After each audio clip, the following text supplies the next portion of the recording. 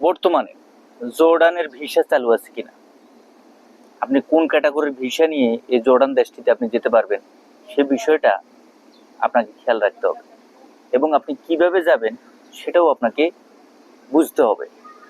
তো অনেকে বলতেছেন যে ভাই আপনি জর্ডান বিষয় নিয়ে কাজ করেন কিনা, মানে ভিসা নিয়ে আপনি কাজের প্রসেসিং করেন কিনা, বা আমি আপনার মাধ্যমে জর্ডান যেতে পারবো কিনা, অথবা আমরা যারা যেতে চাচ্ছি কোনো ধরনের প্রসেসিং করে কার মাধ্যমে যাওয়া যাবে কিনা।